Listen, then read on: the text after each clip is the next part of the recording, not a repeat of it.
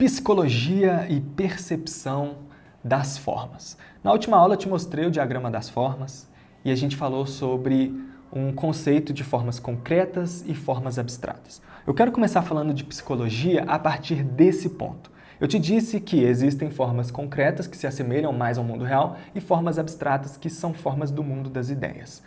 A nossa mente humana funciona em um processo muito semelhante a esse, porque à medida que nós fomos codificando o mundo, nós pegamos emprestados vários conceitos do mundo para criar as nossas ideias. Então tudo partia de referências. Qualquer ideia, a criatividade em si funciona assim. Você tem uma referência, a partir dessa referência você cria algo novo.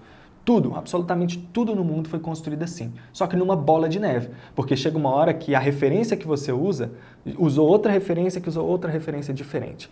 Com as ideias e com as formas é do mesmo jeito, olha só. Nós temos então formas que são concretas e formas que são abstratas. Eu vou pegar aqui as letras como exemplo. Você já parou para pensar como que as letras surgiram? Quem que inventou esses símbolos aqui? A verdade é que não foi uma pessoa específica, mas várias pessoas ao longo da história. Um caso curioso que eu sempre gosto de contar é sobre a letra A. Essa letra simples aqui, ela parece alguma coisa para você?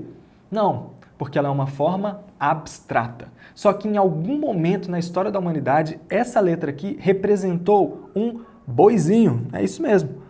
Lá nos primeiros sistemas de escrita, eles utilizavam um boizinho mais parecido com esse aqui, que é uma forma mais abstrata, copiando o mundo real. Eles utilizavam isso para falar de um símbolo que se chamava Aleph. Esse símbolo ele foi evoluindo com o tempo. A jornada dele foi mais ou menos assim. Deixa eu só apagar esse A aqui para te mostrar. Então, ele era esse boizinho. Depois, ele virou alguma coisa parecida com isso, já ficou um pouquinho mais abstrato. Depois, ele virou algo mais ou menos assim. No grego, isso. E no latim esse. Então, nós conseguimos perceber uma evolução dessa forma. E foi assim com a maioria das letras do alfabeto. Por curiosidade, se você quiser, depois você pode pesquisar no Google ou em algum mecanismo de busca, evolução do alfabeto. Coloque em inglês, que você vai achar mais rápido. E você vai ver lá a jornada da maioria das letras. E muitas delas eram representações de coisas do mundo real. Tá? Então, o nosso processo mental funciona assim. Nós pegamos uma referência e a partir dessa referência nós damos um significado. Lá em 1912, na Universidade de Frankfurt, um cara chamado Max Wertheimer e seus dois discípulos, Kurt Kofka e Wolfgang Keller, os nomes alemães aí são muito loucos, né?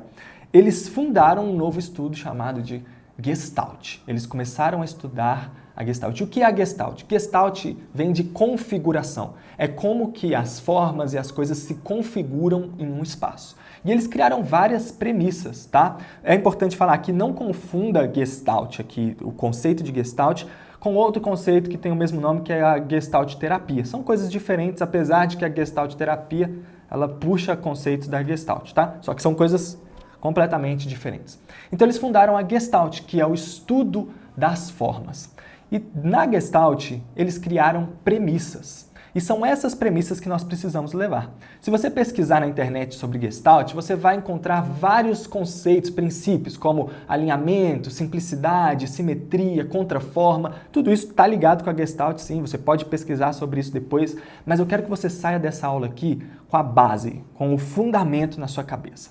A primeira premissa que eles definiram, né, não necessariamente nessa ordem, mas uma das primeiras premissas, é a premissa de superforma. Eles falavam que o todo é muito mais do que a soma das partes. Então presta atenção. Não é só somar todos os elementos em uma composição e esse resultado é o todo. Eles falavam que o todo, ele tem todos os elementos reunidos, mas também tem a sua percepção sobre esses elementos. Então, na psicologia das formas, nós não conseguimos analisar uma forma isolada. Nós precisamos analisar ela no contexto. Essa é uma das premissas básicas da Gestalt.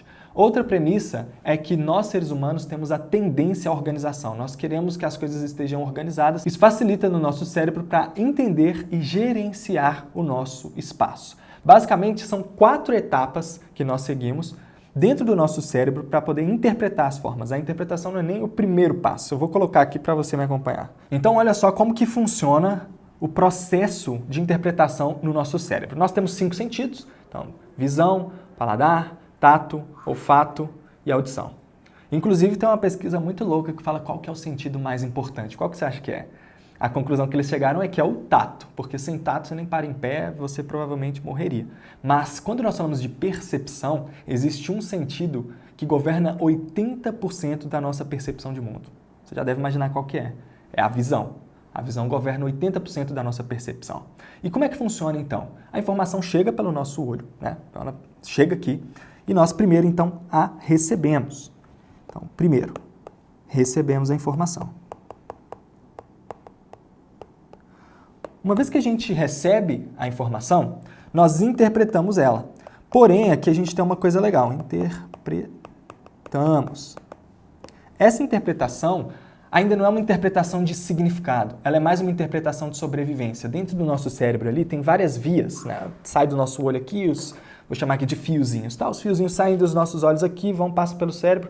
Lá no lobo occipital é onde nós interpretamos a nossa visão. Só que antes de chegar aqui atrás, uma parte desses fiozinhos desce para o nosso sistema mais emocional, que é um sistema de sobrevivência. Então, depois que a gente recebe uma informação, uma parte já vai para a sobrevivência. Por isso que quando alguém te assusta, você abre o olho assim e dá aquele pulinho. Isso o seu corpo faz sem você pedir. Por quê? Essa informação já chegou para ele, às vezes você escutou alguma coisa e assustou, ou às vezes alguém pulou na sua frente e você assustou. O seu olho abrir mais, quando você assusta, é para pegar mais informação. Olha só como que o seu corpo trabalha sem você pedir. Ele faz isso para pegar mais informação e você faz isso porque é uma descarga de energia para você já se preparar para um potencial perigo. Então, a primeira informação que chega pelo seu olho aqui, ela já vai ser interpretada de maneira emocional e não de maneira racional. Mas depois disso, nós organizamos, o nosso cérebro ele funciona como uma antena. Então ele vai chegar numa região onde ele envia as informações para várias partes diferentes do cérebro. Então nós organizamos essa informação, e aí ele separa, tem uma área do cérebro que identifica a cor, uma área que identifica a ideia, uma área que identifica o material, a mensagem que você está captando ali. E depois que a gente organiza, aí sim nós significamos. Então, olha só o tanto de coisa que acontece no seu cérebro antes de você ter a identificação mais racional possível do que é que você está vendo. E isso acontece assim, né? Ó, bem rápido. Então, a Gestalt, ela definiu esse processo aqui. Quando nós falamos de psicologia das formas, você pode guardar todos aqueles conceitos que eu falei de contraforma, simetria e tal. Aquilo é legal, são ingredientes que você usa na hora de criar um projeto. Mas se você entende o fundamento, que é esse aqui, você vai começar a perceber algumas coisas interessantes. Primeira coisa que você percebe, outra premissa da Gestalt, nós identificamos primeiro a ideia, né? Então eu estou enxergando aqui, estou olhando para a câmera. O meu cérebro identifica primeiro a ideia do que é a câmera. Depois ele vai identificar a matéria da câmera, do que ela é composta. Tudo isso passa uma mensagem, mas existe um processo. Esse processo que a gente precisa identificar. Você recebe, interpreta de maneira emocional primeiro, depois o seu cérebro organiza o que você está enxergando e, por fim, você dá significado para isso. Na prática, você utiliza isso daqui sempre pensando na mensagem que você está transmitindo. Todos os fundamentos do design são subordinados da mensagem. Guarda essa frase com você. Então, qual a mensagem que eu quero passar? Quais formas eu posso utilizar aqui para passar essa mensagem para o público? E aí você vai sempre se lembrar, eu vou colocar aqui só o diagrama para você se lembrar, dos 4 graus de influência da percepção. Do fisiológico, do ambiental, do cultural e o individual. Você vai lembrar sempre desses 4. Então, a forma que eu vou utilizar é uma forma que conversa com qual grau de percepção. Depois que você passou isso, você olha para a sua composição como um todo, a conexão, o contexto é que vai transmitir a mensagem. É por isso que muita gente se engana também. Às vezes você faz uma ilustração, uma manipulação de imagem, ou até um símbolo, você mostra para alguém e a pessoa pensa uma outra coisa completamente diferente do que você pensou. Por quê? Porque o contexto está inserido. Às vezes, o grau individual dela levou ela em uma conclusão diferente da sua. Então, quando nós falamos de psicologia, não importa só a sua mensagem, mas também o meio, a gente vai falar disso lá nos fundamentos da mensagem. O meio, a mensagem, o emissor e o receptor. São as 4 coisas que nós precisamos prestar atenção para conduzir a percepção das pessoas. Na próxima aula agora eu vou te mostrar como que você pode utilizar isso daqui na prática. Então, eu te vejo lá.